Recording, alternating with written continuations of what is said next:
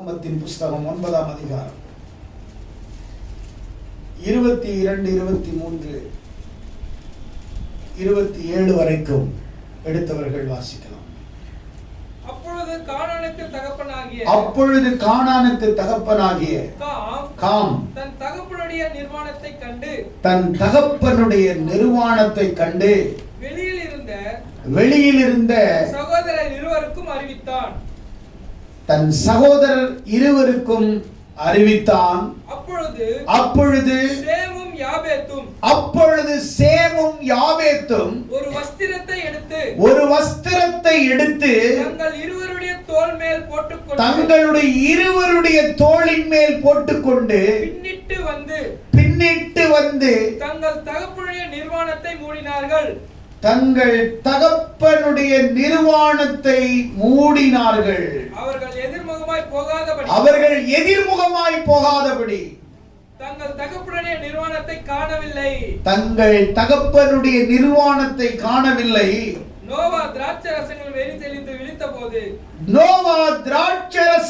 வெறி தெளிந்து விழித்தபோது தன் இளைய குமாரன் தனக்கு செய்ததை அறிந்து, கவனிங்க பிரியமானவர்களே, நோவாவை குறித்து தேவன் 6ஆம் அதிகாரத்திலே நீதிமான் என்று சொல்லுகிறார். ஆனால் இங்கே நீதிமானா இருக்க வேண்டிய ஒரு நோவா இங்கே திராட்சை ரசத்தின் வெறி அவனுக்கு தலையில ஏறி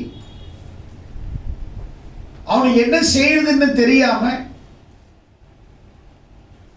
அந்த போதையிலே அவனுடைய வஸ்திரம் விலகி அவன் படுத்திருந்ததை காம் கண்டான். நிர்வாணத்தை பார்த்தான். தகப்பனுடைய நிர்வாணத்தை பார்த்து அதை மூடாமல் வெளியிலே போய் தன் சகோதரர்களை சந்தித்து சேமையும் யாபேத்தையும் பார்த்து அதை அறிவித்தான்.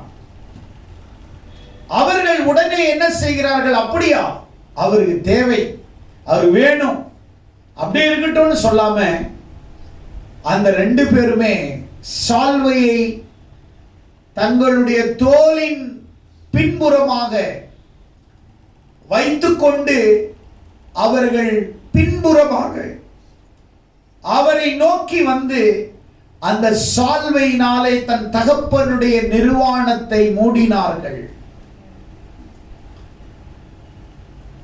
போதை தெளிந்து நோவாவுக்கு இது கேள்விப்பட்ட உடனே நோவா என்ன செய்யறாரு? 2 ஆசீர்வாதங்களை அங்கே சொல்லுகிறார், ஒரு சாபத்தை சொல்லுகிறார். கானான் சபிக்கப்பட்டவன், தன் சகோதரனிடத்திலே அடிமைகளாய் இருப்பான். சேமின் தேவனாகிய கர்த்தருக்கு ஸ்தோத்திரம் உண்டாவதாக. யாபத்தை தேவன் விருத்தியாக்குவார். அவன் தூக்கத்தை அவன் விழித்த போது தன் இளைய மகனை சபிக்கிறான். தன்னுடைய 2 பிள்ளைகளை ஆசீர்வதிக்கிறான். ஒன்று, சேமின் தேவனாகிய கர்த்தருக்கு ஸ்தோத்திரம் உண்டாவதாக. சேமுக்கு தன் தகப்பனாகிய சேமை கண்டு அதை மூட வேண்டும் என்று அவனுக்குள்ளே வாஞ்சை. தன் தகப்பனுடைய நிர்வாணத்தை இந்த சகோதரன் கண்டு சொன்ன பொழுது அவனுக்கு வேதனையாயிருந்தது.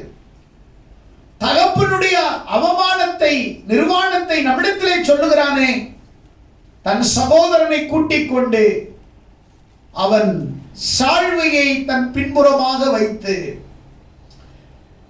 தகப்பனுடைய நிர்வாணத்தை, அவமானத்தை மூட வேண்டும் என்று அவனுக்குள்ளாக எண்ணம் வந்ததினாலே அவங்க 2 பேரும் போய் மூடிட்டாங்க. இது கேள்விப்பட்ட நோவா, சேம் இன் தேவனாகிய கர்த்தருக்கு ஸ்தோத்திரம் உண்டாவதாக, அவனுக்கு ஒரு ஆசீர்வாதத்தை கொடுத்தார். யாபேத்தை தேவன் விருத்தியாக்குவார், அவனுக்கு ஒரு ஆசீர்வாதத்தை கொடுத்தார். சேமின் வம்சவழி ஆன்மீக தோன்றல். பிள்ளைகளை சேமின் வம்சம் ப்ரொடியூஸ் பண்ணிச்சு. He is produced the spiritual generation. ஆவிக்குரிய சந்ததிகளுக்கு தகப்பனாக அவன் சேமை தேவன் ஆசீர்வதித்தார். அவன் சந்ததியில் இருந்து தோன்றியவர்கள் ஆவிக்குரிய வம்சத்தை சார்ந்தவர்கள், ஆன்மீக வம்சத்தை சார்ந்தவர்கள், ஆன்மீகத்தை தழுவியவர்கள், ஆவிக்குரிய வழியிலே சென்றவர்கள் என்று வேதம் அங்கே சொல்லுகிறது. யாபேத்தை தேவன் விருத்தியாக்குவார் என்று சொன்ன ஆசீர்வாதம் அவன் மூலம் தேசங்கள் உண்டானது, அவன் மூலம் தேசங்கள் பிரிக்கப்பட்டது, அவன் மூலம் தேசங்கள் உருவாக்கப்பட்டது, அவன் மூலம் தேசத்திலே சந்ததிகள் விரிவாக்கப்பட்டது. ஐரோப்பியாவுக்கும் ஆசியா கண்டத்திற்கும் தகப்பனாக யாவேத்தை பிற்காலங்களிலே தேவன் அவனை ஆசீர்வதித்தார். இன்றைக்கு சொல்லக்கூடிய ஐரோப்பியா யூனியன் என்று இன்றைய ஐரோப்பிய நாடுகள், ஆசிய கண்டங்கள், இவைகளுக்கு தேவன் இவனை ஒரு ஆசீர்வாதத்தின் தகப்பனாக கர்த்தர் இவனை ஆசீர்வதித்தார். ஐரோப்பிய யூனியன் என்று சொல்வார்கள். 25 நாடுகள் ஐரோப்பிய யூனியன் என்று சொல்வார்கள். யாபேத்தை தேவன் விருத்தியாக்கினார். தேசங்கள் அவன் மூலம் உண்டாக்கப்பட்டது. ஆளுகையும் அதிகாரத்தையும் தேவன் அவனுக்கு கொடுத்தார். ராஜாக்களை உற்பத்தியாக்குவதும் தேசத்தை உருவாக்குவதும் தேசத்தை ஆட்கொள்வதும் பொருளாதாரத்திலும் அதிகாரத்திலும் ஆன்மீகத்திலும் அவனை கர்த்தர் எக்கனாமிக்கலா பொலிட்டிக்கலா எல்லாவற்றிலும் கர்த்தர் அவனை தேசத்திலே யாபேத்தை ஆண்டவர் ஆசீர்வதித்தார். ஆனால் காமினுடைய வாழ்க்கை சபிக்கப்பட்ட ஒரு வாழ்க்கை. எவன் ஒருவன் பிறருடைய அவமானத்தை மூடுகிறானோ, எவன் ஒருவன் பிறருடைய குற்றங்களை மூடுகிறானோ, எவன் ஒருவன் பிறருடைய விமர்சனங்களுக்கும் சிரிப்புக்கும் ஆளாகாமல் அவர்களுடைய குற்றங்களை மன்னித்து அன்பினாலே அவர்களை மன்னித்து அன்பினாலே அவர்களை ரட்சிப்புக்குள் எவன் ஒருவன் நடத்துகிறானோ அவன் சேமின் வம்சம், யாபேத்தின் வம்சம். சேமின் தேவனுக்கு ஊழியம் செய்கிறவர்கள், யாபேத்தின் தேவனுக்கு ஊழியம் செய்கிறவர்கள். அப்படியானால் பிறருடைய அவமானங்களை மக்கள் வெளியே கொண்டு வர விரும்புகிறார்கள். காமை போல அநேக கிறிஸ்தவர்கள் இன்றைக்கு மற்றவர்களை அவமானப்படுத்துகிற காமான்கள் இன்றைக்கு இருக்கிறார்கள். காமானை போல இந்த காமை போல ஆவி உடையவர்கள் இன்றைக்கு உலகத்திலே ஏராளமாக இருக்கிறார்கள்.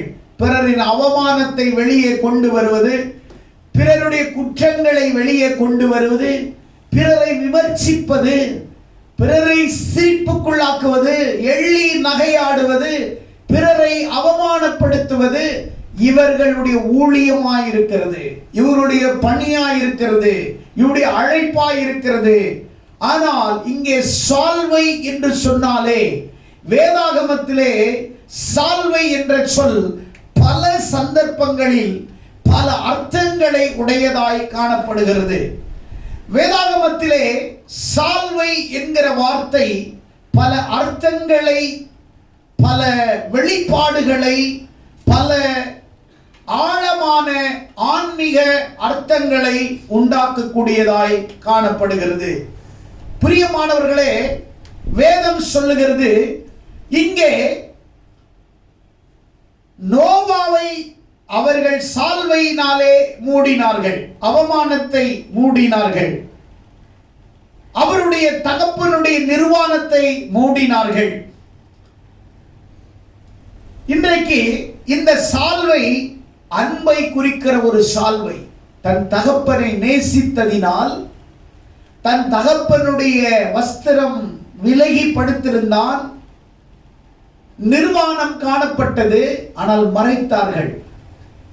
சேமின் சந்ததியிலே தேவன் என்ன கொண்டு வந்தார் என்றால் ஆவிக்குரிய ஆன்மீக சந்ததிகளை உருவாக்கினார். ஆபிரகாம், யாக்கோபு, ஈசாக்கு, இஸ்ரவேலர்கள், ஏன் இயேசு கிறிஸ்துவும் இந்த சேமின் வம்சத்திலே பிறந்தார். இயேசு கிறிஸ்து பிறக்கிற வரைக்கும் சேமின் வம்சத்திலே ஆவிக்குரிய தலைவர்கள், ஸ்பிரிச்சுவல் லீடர்ஸ், ப்ராஃபட்,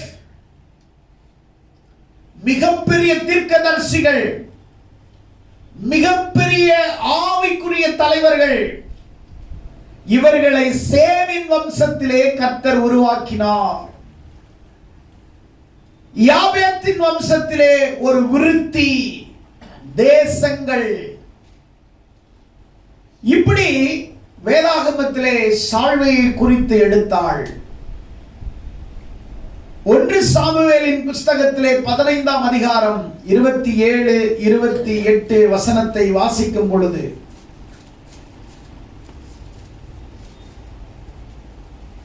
சவுல் சாமுவேலுடைய வஸ்திரத்தின் தொங்கலை பிடித்துக் கொண்டான். இந்த சவுலை சாமுவேல் ராஜாவாக அபிஷேகம் பண்ணி வச்சிருந்தார். ஆனா இவன் கீழ்ப்படியாமையினால அவனை கடிந்து கொண்டார். நீ செஞ்சது சரியில்லைன்னு கடிந்து கொண்டு சாமுவேல் போகும் பொழுது, அவன் திரும்புகிற போது சவுல் அவன் சால்வையின் தொங்கலை பிடித்துக் கொண்டான். அது கிழிந்து போயிற்று. அப்பொழுது சாமுவேல் அவனை நோக்கி, கர்த்தர் உம்மிடத்திலிருந்து இஸ்ரவேலின் ராஜ்யத்தை கிழித்து போட்டார். உம்மை பார்க்கிலும் உத்தமனாயிருக்கிற தன் தோழனுக்கு அதை கொடுப்பார். கவனிங்கள் பிரியமானவர்களே, சால்வை என்ற காரியத்திலே என்னென்ன அர்த்தங்கள், என்னென்ன வெளிப்பாடுகள், என்னென்ன ஆவிக்குரிய ஆழமான சத்தியங்கள் இருக்கிறது என்பதை நீங்கள் ஆழமாக நீங்கள் புரிந்து கொள்ள வேண்டும். இங்கே அவமானப்படுத்தின மனுஷனுக்கு சால்வை போற்றப்பட்டது. 1 பேதுரு 4ஆம் அதிகாரம் 8ஆம் வசனத்திலே அன்பு சகல பாவங்களை மூடும் என்று எழுதப்பட்டிருக்கிறது. ஆனால் இங்கே அவர்கள் மூடினார்கள். தகப்பன் மேல் அன்பு வைத்ததினால் தகப்பனுடைய நிர்வாணத்தை மூடினார்கள். வெளியில சொல்லவில்லை. இன்றைக்கு அப்படிதான் அநேகர் யாரை குறித்தாவது பேச வேண்டும், விமர்சிக்க வேண்டும், அவர்களை குறித்து சொல்லி பிறரை சிரிக்க வைக்க வேண்டும், அவருடைய வாழ்க்கை சீரழிக்க வேண்டும், இல்லை அவரை குறித்து அசலகான காரியங்களை சொல்ல வேண்டும். எவ்வளவு மட்டுப்படுத்த முடியுமோ படுத்த முடியும். ஒன்றை உங்களுக்கு நான் நினைப்பூட்ட விரும்புகிறேன். ஓ அவமானம், நீ செஞ்ச பாவம், நீ செஞ்ச அக்கிரமம், யாருக்கும் தெரியாம 4 சுவரில் நீ செய்த அவமானம், நீ செய்த பாவத்தின் உச்ச நிலையை ஆண்டவராகிய தேவன் வெளியே கொண்டு வந்தால் நீ நிர்வாணி, நீ மிகப்பெரிய நிர்வாணியாய் நீ வெளிப்படுவாய். ஆனால் ஆண்டவர் உன்னை அவர் தன்னுடைய பாவங்களை பாராமல், நம்முடைய அக்கிரமங்களை பாராமல், நம்முடைய வியாதிகளை பாராமல், நம்முடைய குற்றங்களை பாராமல் ஆண்டவர் நம்மளை என்ன செஞ்சார்னா கல்வாரி இரத்தத்தால் கழுவி அவருடைய நீதியின் சால்வையினால் நம்மை மூடினார். ஏசாயா 61ஆம் அதிகாரம் 10ஆம் வசனத்திலே நீங்கள் வாசிப்பீர்களானால் அங்கே எழுதப்பட்டிருக்கிறது. எடுத்தவர்கள் வாசியுங்கள். ஏசாயா 61ஆம் அதிகாரம் 10ஆம் வசனம். கர்த்தருக்குள் பூரிப்பாய் மகிழுகிறேன், கர்த்தருக்குள்ளே பூரிப்பாய் மகிழுகிறேன், என் தேவனுக்குள் என் தேவனுக்குள் என் ஆத்துமா களிகூர்ந்திருக்கிறது, என் தேவனுக்குள் என் ஆத்துமா களிகூறுகிறது. மணவாளன் மணவாளன் ஆபரணங்களினால் தன்னை அலங்கரித்துக் கொள்வதற்கு, மணவாட்டி நகையினால் தன்னை சிங்காரித்துக் கொள்கிறதற்கு ஒப்பாக அவர் ரட்சிப்பின் வஸ்திரங்களை எனக்கு உடுத்தி நீதியின் சால்வை எனக்கு கற்பித்தார். நீ செய்யற அக்கிரமம், நீ செஞ்ச பாவம், நீ செய்யற அநியாயத்தை அவர் கொஞ்சம் வெளியில சொன்னார்னா சந்தி சிரிச்சிடும், ஊரு சிரிச்சிடும், உலகம் சிரிச்சிடும். ஆனா நீ ஹோலி மாதிரி இருக்கிற, ஆனா ஆண்டவர் நினைச்சாருன்னா உன்னை அசிங்கப்படுத்துறது எவ்வளவு நேரம் ஆகும். ஆனா ஆண்டவர் நம்மளை எப்படின்னா, அவர் நம்மை ரட்சித்து ரட்சிப்பின் சால்வை, நீதியின் சால்வை நம்மை தரிப்பிச்சிருக்கிறார். மூடி வச்சுட்டார் நம்மள. அந்த சால்வையை திறந்தா நமக்குள்ளேயே நிர்வாணம் தெரியும். சால்வை எடுத்துட்டா நமக்குள்ள அவமானம் தெரியும், நம்முடைய பாவங்கள் குற்றங்கள் தெரியும். ஆனா ஆண்டவர் தம்முடைய மிகுந்த அன்பினாலே, யோவான் 3:16 சொல்லுகிறது போல, ஒருவனும் கெட்டு போகாமல் நித்திய ஜீவனை அடையும்படி இவ்வளவாய் உலகத்தில் அன்பு கூர்ந்தார். நம்ம மேல அன்பு கூர்ந்ததினால் எவ்வளவு பெரிய அன்பு நம்ம மேல வச்சிருந்தார். நமக்காக சிலுவையிலே மரித்தார். அவருடைய அன்பினாலே நம்முடைய பாவங்கள் கழுவப்பட்டது, நம்முடைய அக்கிரமங்கள் கழுவப்பட்டது, நம்முடைய சாபங்கள் கழுவப்பட்டது. எல்லாவற்றையும் ஆண்டவர் நீதியின் வஸ்திரமாகிய சால்வையினாலே கர்த்தர் உன்னையும் என்னையும் மூடி வச்சிருக்கிறார். அவர் நம்மை மூடி வைத்திருக்கிறார். கரங்களை தட்டி நல்ல உற்சாகமாய். அவமானத்தை ஆண்டவர் எண்ணாதிருக்கிறார். உன் பாவத்தை கொஞ்சம் கண்ணு முன்னாடி நிறுத்தினா எவ்வளவு வேதனையா இருக்கு யோசித்து பார். ஆனா நீ மற்றவங்களை கிரிட்டிசைஸ் பண்ற, நீ மற்றவங்களை குறிச்சு நீ பெரிய ஹோலி மாதிரியும், நீ பெரிய நெக்ஸ்ட் காட் மாதிரியும் நீ இன்னொருத்தவங்களை நீ கிரிட்டிசைஸ் பண்ணிட்டு இருக்கிற. You don't criticise others, you see yourself. உன் வாழ்க்கையை பாரு, உன் லைஃபை பாரு.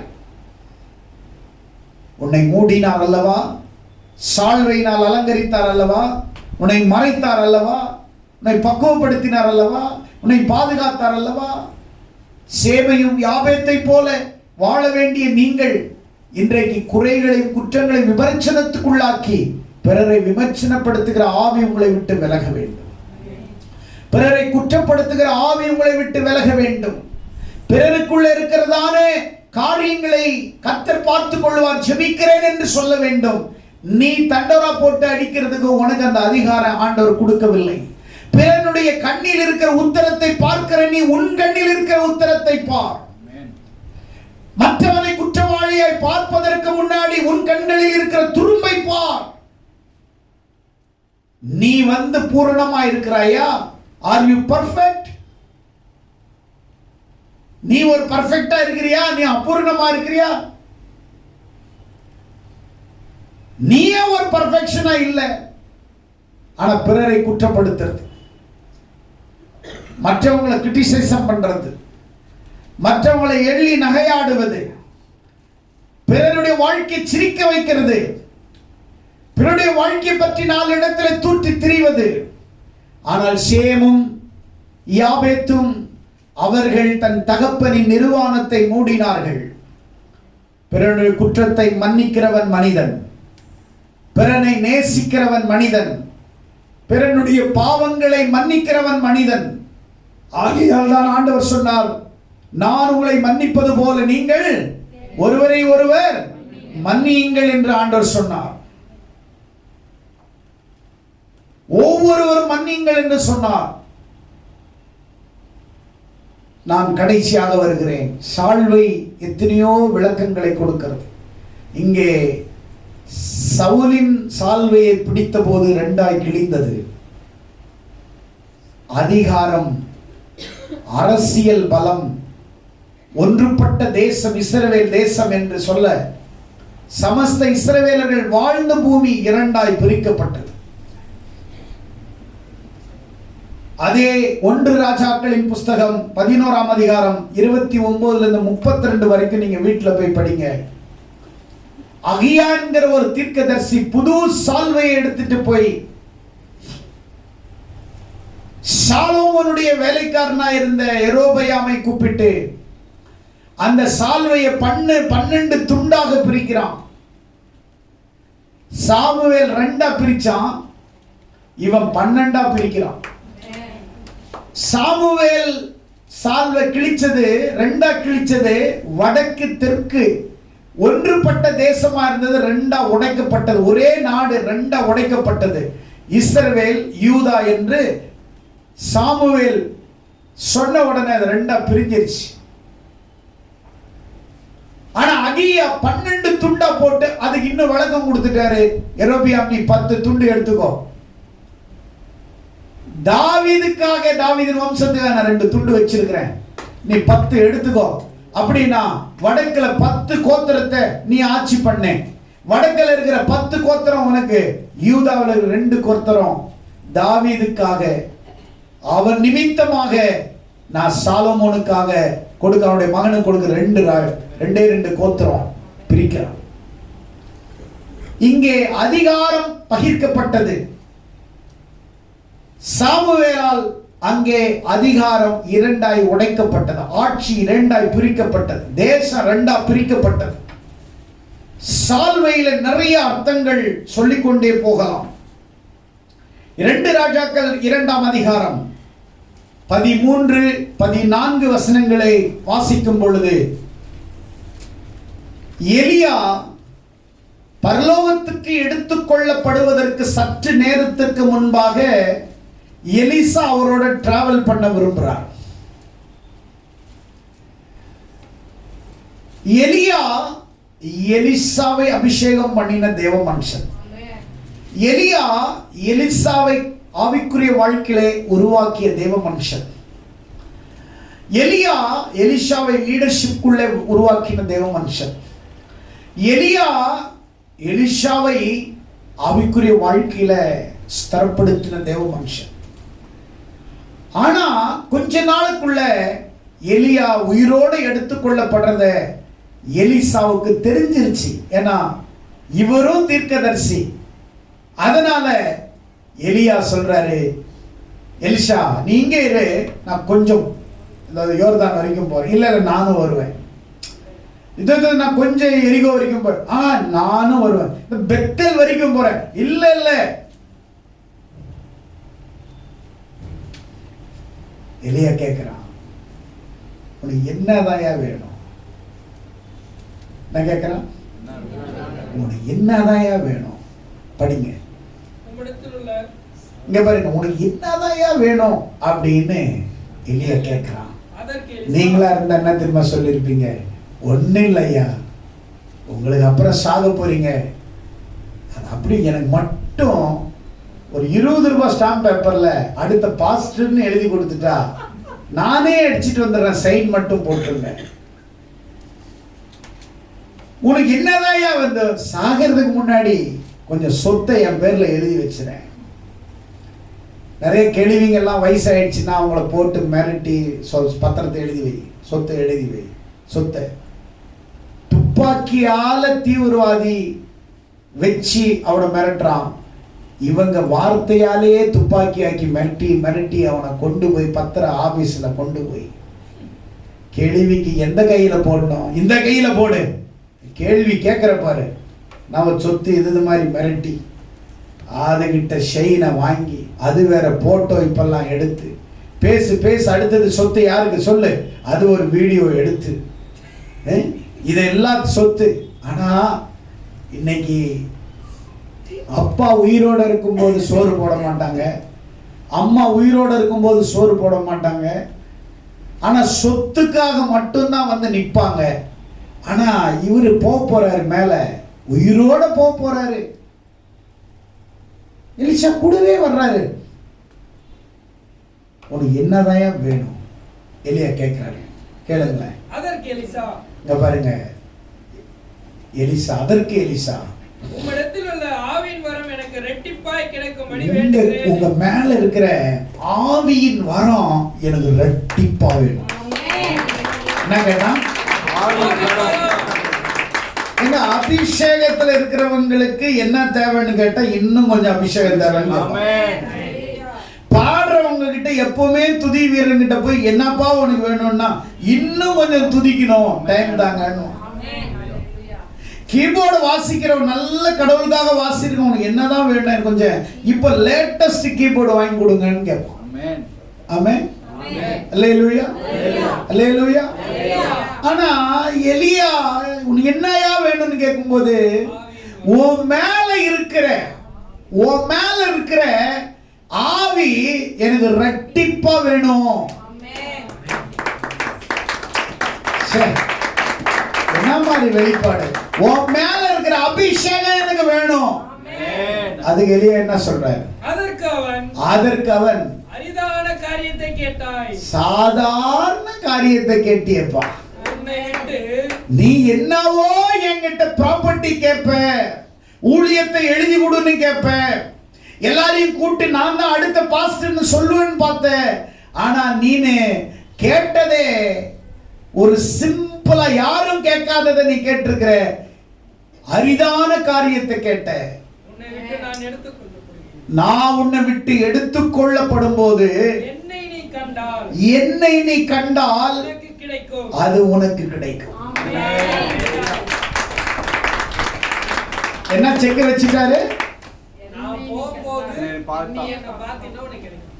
நீ என்ன போற வரைக்கும் என்ன பின்தொடர்ன்னு அர்த்தம். ஆமென். நான் போற வரைக்கும் யூ ஃபாலோ மீ. கொஞ்சம் விட்டுறாத, என்ன ஃபாலோ பண்ணிட்டே இரு. சபைக்கு வருவது கொஞ்ச நாள் ஃபாலோ பண்ணல, அவர் வருகை வர வரைக்கும் ஃபாலோ பண்ணுவார். No turning back. நான் திருப்பி பார்க்க மாட்டேன், திரும்பி இந்த உலகத்தை நான் பார்க்க மாட்டேன். இப்போ கவனிக்கணும், நான் எடுத்துக்கொள்ளப்படுகும் போது வரைக்கும் என்ன நீ பாரு. படிங்க அடுத்தது. இல்லாவிட்டால் கிடையாது. அவர்கள் பேசிக்கொண்டு நல்ல கவனிங்க. இல்லன்னா என்ன நீ பார்த்துக்கிட்டே இரு. நான் சொல்றேன், உனக்கு ஆசீர்வாதம் வேணுமா, அபிஷேகம் வேணுமா, வரம் வேணுமா, வீடு வேணுமா, வேலை வாய்ப்பு வேணுமா, திருமணம் வேணுமா, உயர்வு வேணுமா, அந்தஸ்து வேணுமா, அழகு வேணுமா, கிருபை வேணுமா, கிருபாசனம் வேணுமா, கிருபை வரங்கள் வேணுமா, ஆவிக்குரிய அத்தனை ஆசீர்வாதங்கள் வேணுமா, நீ எப்போது இயேசு கிறிஸ்துவையே நீ பார்த்துக்கிட்டு அப்போ அவர் உனக்கு கொடுக்க வல்லமையுடையவராய் இருப்பார். இயேசுவை மட்டும் நீ பார்த்து கொண்டிரு. எலியா சொன்னா, நீ என்ன பார்த்துட்டே இரு, நான் எடுத்துக்கொள்ளப்படுற வரைக்கும் என் மேல இருக்கிற அபிஷேகம் உனக்கு ரெட்டிப்பா கிடைக்கும். ஒரு எலியா மேல இருக்கிற அபிஷேகமே எலிசாவுக்கு ரெட்டிப்பா கிடைக்குதுன்னா மேல இருக்கிற ஆண்டவரை நோக்கி எது வேணாலும் அவரையே நான் பார்த்துக்கிட்டே இருப்பேன். அவர் எனக்கு கொடுக்க வல்லமை உடையவர், அவர் எனக்கு எல்லாத்தையும் தருவார் என்ற விசுவாசத்தோடு அவரை பார்த்து கொண்டே இரு. அவர் அனைத்தையும் உனக்காக கர்த்தர் கொடுப்பார். தாமதம் இல்லாமல் கொடுப்பார், தவறாமல் கொடுப்பார், உன்னை நிறைத்து கொடுப்பார். நீ விரும்புகிற வரைக்கும் கொடுப்பார், வேண்டிய மட்டும் கொடுப்பார், வேண்டிக் கொள்ளுகிறதை கொடுப்பார், வேண்டிக் கொள்ளுகிறதை பார்க்கிலும் அதிகமாய் கொடுப்பார். இப்போ எலியா இப்போ எடுத்துக்கொள்ளப்படுறார். வாசிங்க. அவர்கள் பேசிக்கொண்டு நடந்து போகையில், பேசிக்கிட்டே போயிட்டு இருக்காங்க. இதோ அக்கினி ரதம், அக்கினி குதிரைகளும் நடுவால வந்து இருவரையும் பிரிச்சுச்சு. சுழல் காற்றிலே எலியா எங்க போனா? எங்க போனா? எங்க போனா? எங்க போனா? நீங்க எங்க போகணும்? நீங்க எங்க போகணும்? நீ ஒவ்வொரு நாளும் எங்க போகணும்? தேவ பிரசன்னத்துக்குள்ள போகணும், தேவ சபைக்குள்ள போகணும், தேவனுடைய வழிநடத்தலுக்குள்ள போகணும், தேவனுடைய வார்த்தைக்குள்ள போகணும். அந்த சுழல் காற்று மேல போகும்போது எலிசா அதை கண்டு, என் தகப்பனே, என் தகப்பனே, என் தகப்பனே, இஸ்ரவேலுக்கு ரதமும் குதிரை வீரருமாய் இருந்த என்று புலம்பினான். அவனை அப்புறம் காணாமல் காணாமல் தன் வஸ்திரத்தை பிடித்து 2 துண்டாக கிழித்தான். பின்பு அவன் எலியாவின் மேல் இருந்த கீழே விழுந்த சால்வை எடுத்து திரும்ப போய் யோர்தானின் கரையில நின்னு கவனிங்க பிரியமானவர்களே, மேல இருந்து அவன் பார்த்துட்டே இருக்கிறான். ஏதாவது உழுமான்னு பார்த்தா அவன் மேல இருந்து விழுந்தது ஒண்ணே ஒண்ணு சால்வை. சொல்லுங்களேன்னா எலியா போட்டிருந்த சால்வை சுழல் காற்றுல அப்படியே பறந்து கீழே விழுவுது. அந்த கீழே விழுந்த சால்வையை பார்த்து எலிசா அப்படியே அது மேலே விழுந்து அழுதுருப்பான். என்ன அழுதான்? இஸ்ரவேலுக்கு எங்கள் அப்பா, என் தகப்பனே, என் தகப்பனே, என் தகப்பனே, என் தகப்பனே. அவங்க அப்பாவை விட்டு வரும்போது கூட இப்படி அழுவலையா எலிசா. ஆனால் தன்னுடைய ஆவிக்குரிய அப்பா மேலே போன உடனே அழுகுறான். என் தகப்பனே, என் தகப்பனே. இஸ்ரவேல் குதிரையா இருந்தவரே, ரதமா இருந்தவரே, எங்களெல்லாம் நடத்தினீங்களே, போயிட்டீங்களே யான்னு அந்த சால்வையில் அப்படியே படுத்து தரையில் அடிச்சு சால்வையை முகத்தில் வச்சுக்கிட்டு அப்படியே முத்தம் கொடுத்துட்டு அழுதுருப்பான். அந்த சால்வையை எடுத்துட்டு அப்படியே முறுக்குறான்.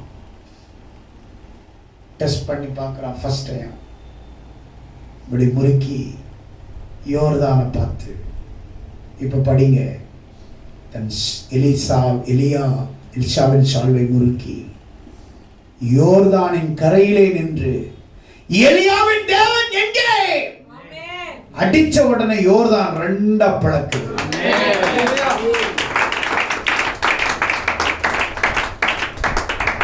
எங்கே எலியாவின் தேவன்? I am here Elisha.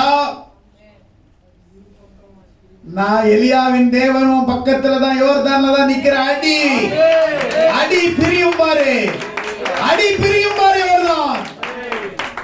அபிஷேகம் யோர்தானை பிளக்கும். அபிஷேகம் யோர்தானை பிளக்கும். அபிஷேகம் எவரையும் பிளக்கும்.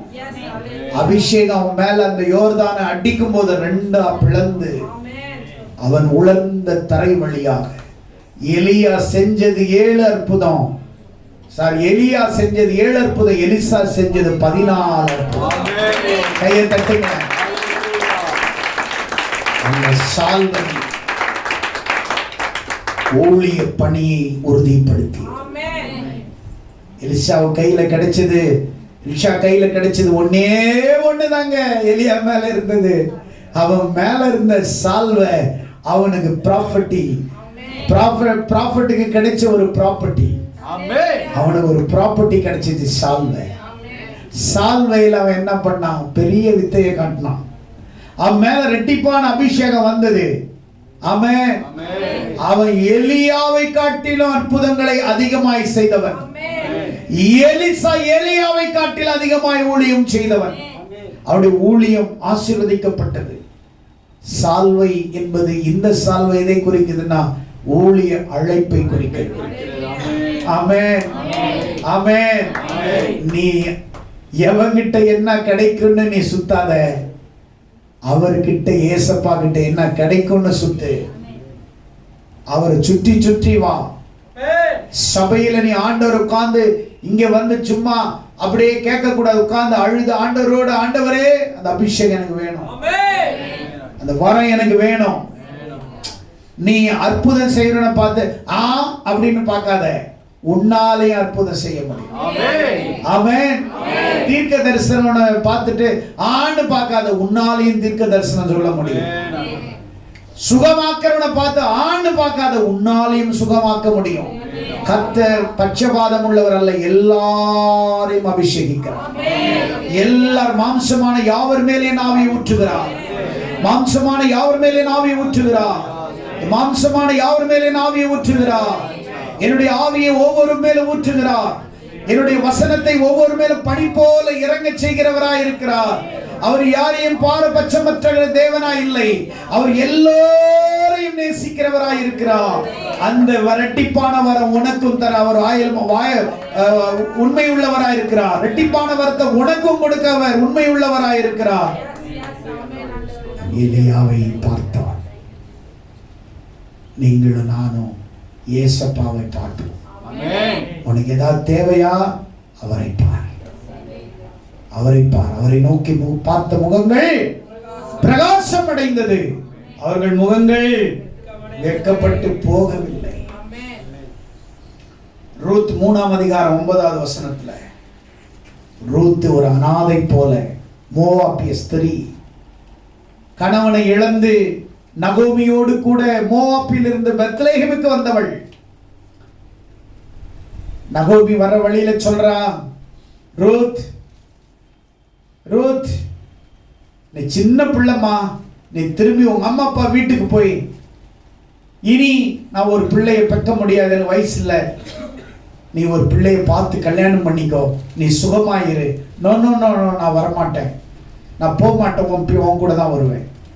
மா, என்கிட்ட என்னம்மா இருக்குது, என் கணவரும் இல்லை, 2 பிள்ளைங்களும் இறந்துட்டாங்க, என் கூட வந்து வயசான காலத்தில் நீ ஏம்மா கஷ்டப்படுற, என் ஊருக்கு ஏம்மா நீ வந்து கஷ்டப்படுற, உங்க அம்மா வீட்டுக்கு போ. ஓர்பாள் முத்தம் கொடுத்து போயிட்டா, ஆனா ரூத் விடாம பிடிச்சிட்டா. ஆமா, ஒன் தேவன் ஒன் ஜனம். இவன் சொன்னா ஒன்றெல்லாம் எந்துன்னா, என்ன சொன்னா? ஆனா இன்னைக்கு நம்ம சபையில இருக்கலாம், எந்தெல்லாம் எந்து, ஒன்றெல்லாம் ஒன்றுன்றாங்க. ஆமென். எங்க அம்மா அப்பா, உங்க அம்மா அப்பா வந்திருக்கிறாங்க, ஆனா இவன் சொன்னா ஓ ஜனம் உன் கடவுள். அன்னைக்கே ஆண்டவர் ரூத்துக்கு வாழ்க்கையை செலக்ட் பண்ணிட்டார். அந்த நொடியிலே ரூத் போவாஸ் ரெடி பண்ணிட்டார். போவாஸ் வயல்வெளியில் இருக்கும்போது ரூத் நேரா போறா, கால் மாட்டுல படுத்துக்கிறா. போவாஸை பார்த்து ரூத் சொல்றா, யார் இது கால் மாட்டுல? உன் போர்வை என் மேல விரிய. உன் போர்வைய எது தெரியுமா? திருமண உறவு, பந்தம், பாசம், பாதுகாப்பு உன் மேல, என் மேல விரி. ஆமென். அல்லேலூயா, அல்லேலூயா, அல்லேலூயா. ஒருத்தன் பெட்ஷீட் போட்டு படுத்திருக்கிறான்னா அவன் பெட்ஷீட்ல நீ பூந்து போய் படுப்ப? உன் உறவு எங்க இருக்குதோ அங்க போய் நீ என்ன பண்ணுவ? சொல்லுங்களேன். அம்மா அப்பா கிட்டயா நீ போய் படுப்ப? பெருசாயிட்ட உடனே போயிட்டு அவனை எட்டி உதைச்சி அவன் பெட்ஷீட்டை பிடுங்கி உள்ள போய் பூந்துக்குவேன். ஏன்? காரணம் ஏன்? உன் உறவு, உன் உறவு, உன் ரிலேஷன்ஷிப், உன் உறவுக்காரன். ஆமென். பவாஸ், கமான், போத்து விடு மேல. இதான் இன்னைக்கு நீங்க பாதுகாப்பு. ஆமென். சால்வை மேல போட்ட உடனே ரூத்துக்கு வாழ்க்கை கிடைச்சிருச்சு. ஆமென். அந்த சால்வை, அந்த ரூத் வயித்துல இருந்து தான் இயேசு கிறிஸ்து வம்சம் தோன்றும். கையை தட்டுங்க.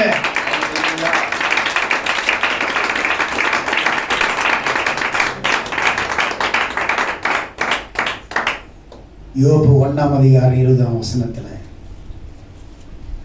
யோபு மேல இருந்த சால்வையை தூக்கி போட்டு கிழிச்சு போட்டு சாம்பல்ல உட்காரலாம்.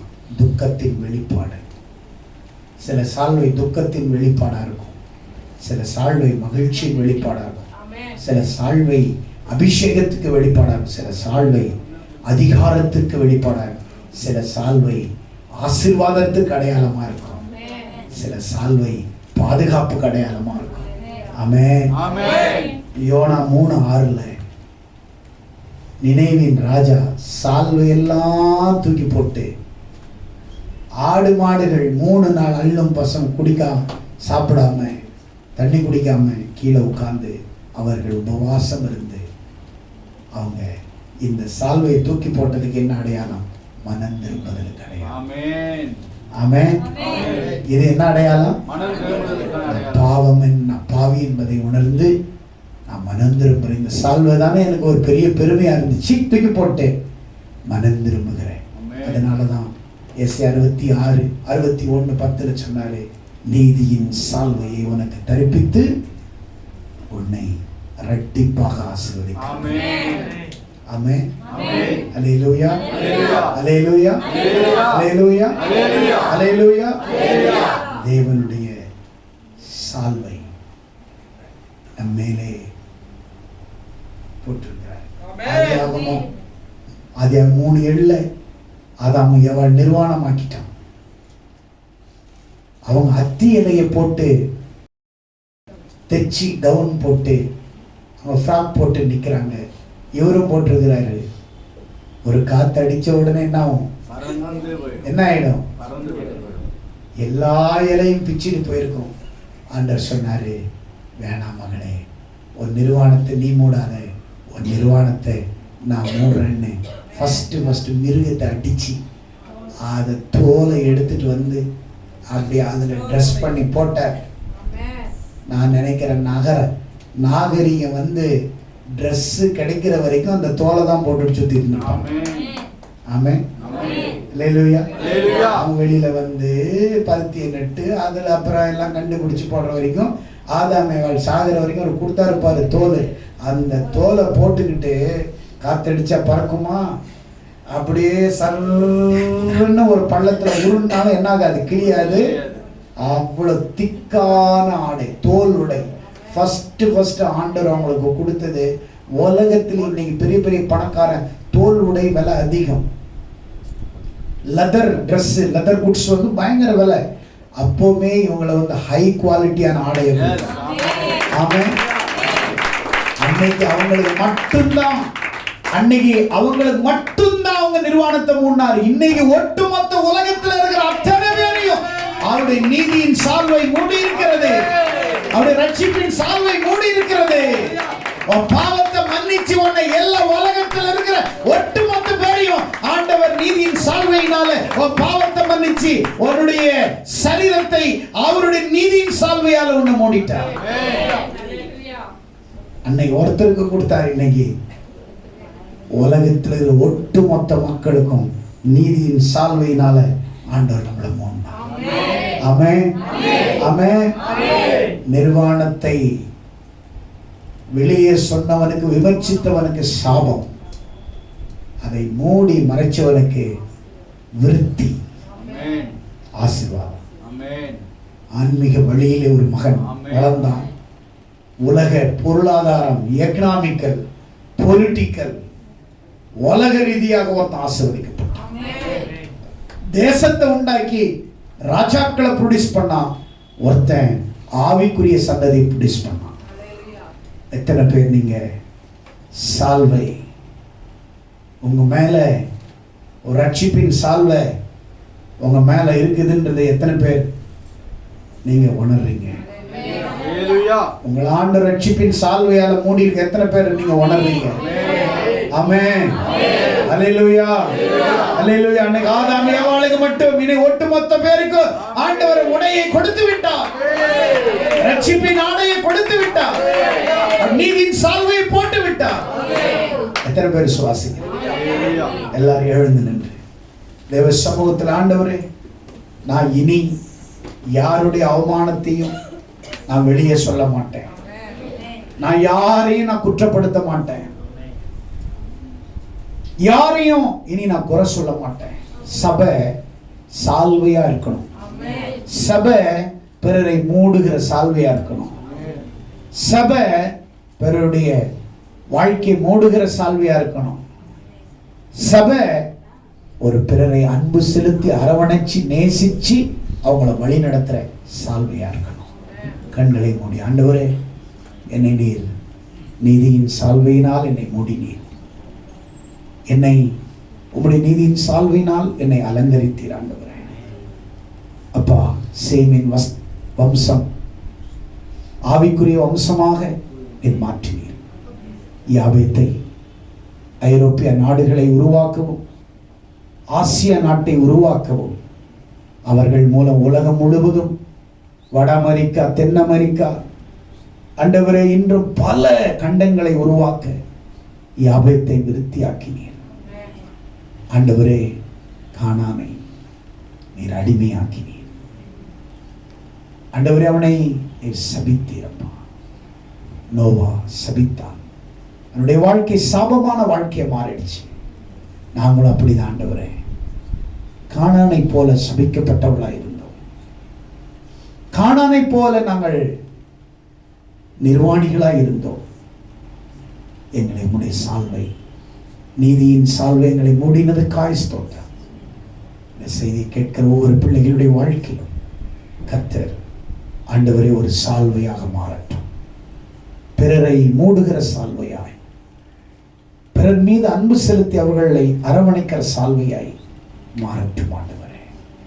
சேமின் சந்ததிகளைப் போல, யாபேத்தின் சந்ததிகளைப் போல நாங்கள் வளர கர்த்தர் எங்களுக்கு கிருபை செய்யும். ஆசீர்வதி. இயேசுவின் நாமத்தில் ஜெபிக்கிறோம் பிதாவே, ஆமென். God bless you. கர்த்தர் உங்களை ஆசீர்வதிப்பாராக.